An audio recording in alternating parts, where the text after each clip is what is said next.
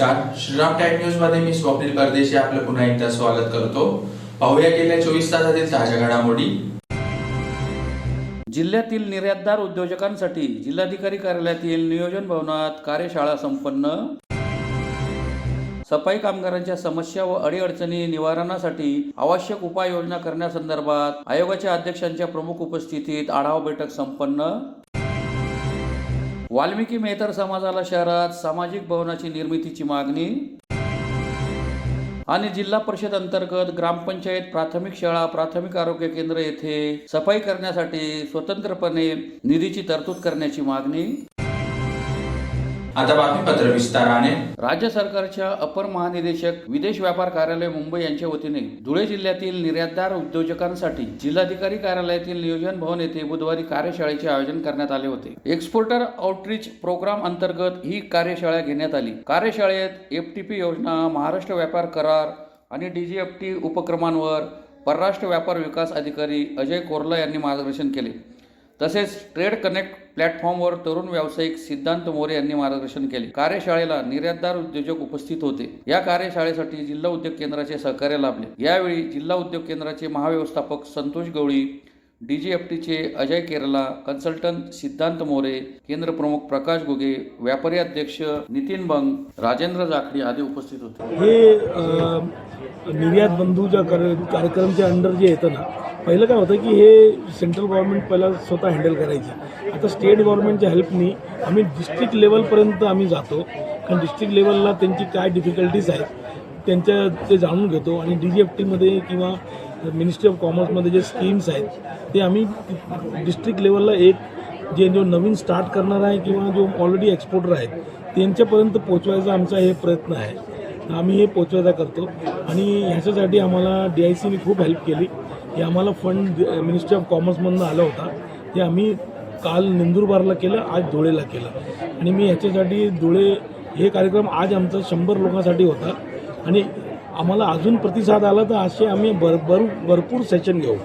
आणि आम्ही सांगितलं आहे की प्रोडक्ट वाईज पण एक 40-50 लोकांचा ग्रुप रेडी असेल की ज्यांना स्पेसिफिक त्यांना येणारे प्रश्न आहेत ते पण त्या लोकांनी आम्हाला पाठवले तर आम्ही ऑनलाईन पण सेशन देऊ शकतो प्रोडक्ट वाईज घेत असेल। पण त्याच्यासाठी आम्हाला DICची खूप हेल्प लागणार आहे की त्या लोकांनी, आणि ते करतातच आहेत त्यांच्या लेवलला। आणि आमची गरज लागली तर आम्हाला केव्हाही बोलवलं तर आम्ही ते येणार। या कार्यक्रम लोक आली आणि सगळा आम्ही बघितलं की 100 लोक तरी आली होती। 2 वर्ष आधी पण मी इथे आलेलो, तेव्हा हा कार्यक्रम DIC म्हणजे स्टेट गव्हर्नमेंटकडनं नियोजित होता आणि आम्ही त्याच्यामध्ये डीजीएफटीचं प्रेझेंटेशनसाठी आम्ही पार्टिसिपेट करत होतो। पण यावेळी आज सेशन खूपच चांगला झाला आणि बरेच लोकांनी प्रश्न विचारले आणि त्यांना मी आता आपले फोन नंबर आणि आमचा ईमेल ID पण देणार आहोत। आणि असे कार्यक्रम जेवढं रेग्युलर होत जाईल ना, तेव्हा जे लोक एक्सपोर्ट नाही करत आहेत पण त्यांच्या प्रोडक्शनमध्ये स्पेशलायझेशन आहे तर त्यांनाही मदत होणार आहे आणि त्या लोकांनी फायदा पण त्याचा घेतला पाहिजे। आणि मला तर वाटतं की असे अजून पार्टिसिपेशन वाढली ना तर आम्हालाही उत्साह येतो। जेव्हा लोक प्रश्न विचारतात ना तर आम्हाला पण असं वाटतं की आता आम्ही मुंबईवरून एवढं आलो तर आमचा येणं सार्थक झाला। सफाई कामगारांच्या समस्या व अडीअडचणी निवारणासाठी आवश्यक उपाययोजना करण्यासंदर्भात धुळे जिल्हाधिकारी कार्यालयाच्या नियोजन सभागृहात महाराष्ट्र राज्य सफाई कर्मचारी आयोगाचे अध्यक्ष शेरसिंग डागोर यांच्या प्रमुख उपस्थितीत आढावा बैठकीचे बुधवारी आयोजन करण्यात आले होते।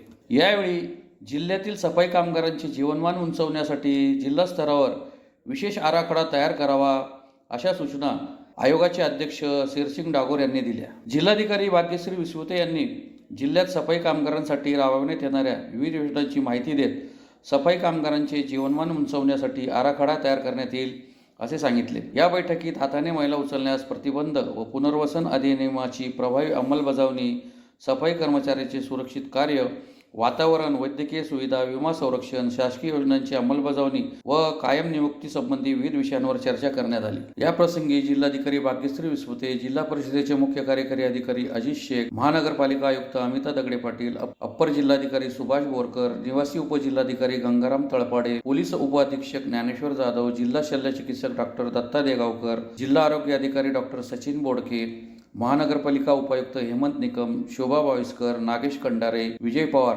यांच्यासह नगर परिषदेचे मुख्याधिकारी व अधिकारी उपस्थित होते। आज आप सब लोग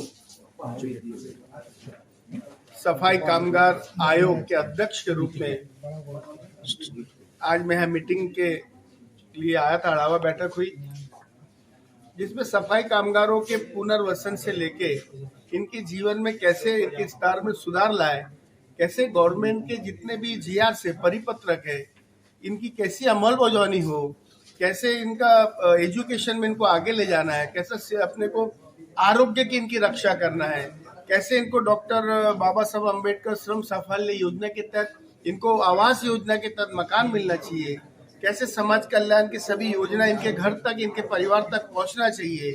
इन सभी विषयों में गंभीर और भी अनेक कई नगर परिषद से लेके अपने में आरोग्य के ऊपर ऐसे सभी अदर डिपार्टमेंट के भी सभी विषयों पे मीटिंग हुई है। और मैं आप सबका भी धन्यवाद करता हूं और कलेक्टर मैडम भी थी, महानगर पालिका की आयुक्त मैडम और सभी संबंधित अधिकारी लोग ने इस मीटिंग को आज पॉजिटिवली लिया है और मुझे वादा किया है कि 8 दिन बाद इसका सब चीज का निर्णय आपको दिखने लगेगा। इतना ही बोलते हुए मैं आप सबका पुनः धन्यवाद करते हुए कि इनका पुनर्वसन हो, इनके युवाओं को स्वयं रोजगार से कैसे जोड़ना है ना, इनकी बच्चों को एजुकेशन की तरफ कैसे ले जाना, हायर एजुकेशन में कैसे इनको गवर्नमेंट की योजना का लाभ मिलना चाहिए, कैसा इनको वैसा की और हमने ले जाना चाहिए, कैसा सीनियर सिटीजनों को भी इसका लाभ सब मिलना चाहिए, महिलाओं को मिलना चाहिए, जब ही तो ये समाज आगे बढ़ेगा। हमने देखने में आया कि कोई जिलों में भी इनका कोई प्लान ही नहीं बना, इनका मॉडल तैयार कर नहीं कर पाए। अगर ऐसा कोई मॉडल बनेगा तो मैं चाहता हूं कि धुले से मैं कुछ ऐसा कलेक्टर ऑफिस से कुछ ऐसे मॉडल तैयार हो कि मैं पूरे महाराष्ट्र भर में ले जाऊं, दिखाऊं। धुळे शहरात वाल्मिकी मेहतर समाजाला सामाजिक भवन मिळावे अशी मागणी वाल्मिकी मेहतर समाज बहुउद्देशीय सर्वांगीण विकास संस्था धुळेतर्फे महाराष्ट्र राज्य सफाई कर्मचारी आयोगाचे अध्यक्ष शेरसिंग डागोर यांना निवेदनाद्वारे करण्यात आली आहे। निवेदनात म्हटले आहे की धुळे शहरात महानगरपालिकेसाठी वाल्मिकी मेहतर समाजाचे मोठे योगदान आहे। वाल्मिकी मेहतर समाज आज महापालिकेला 100 वर्षापासून सेवा प्रदान करीत आहे। आज धुळे शहरात वाल्मिकी समाज विखुरलेला आहे। त्यांना संघटित होण्यासाठी व सुखदुःखाचे कार्य करण्यासाठी शहरात मध्यवर्ती ठिकाणी समाज मंदिराची मागणी बऱ्याच वर्षापासून आहे। दिनांक 14/2020 रोजी महापालिकेचे तत्कालीन आयुक्त अजित शेख यांनी सफाई कामगारांच्या समस्येबाबत बैठक बोलवली होती व त्या बैठकीत महानगरपालिकेतील कार्यरत अभियंता चव्हाण यांना जागा बघून तातडीने प्रस्ताव सादर करा असे आदेश दिले होते, परंतु चव्हाण यांनी आजतागायत कोणताच प्रस्ताव सादर केला नाही। आम्ही समाज बांधवांनी बराच वेळा चव्हाण साहेबांची भेट घेतली, परंतु त्यांनी आम्हाला कोणत्याही प्रकारे दाद दिली नाही, कोणताही पाठपुरावा केला नाही।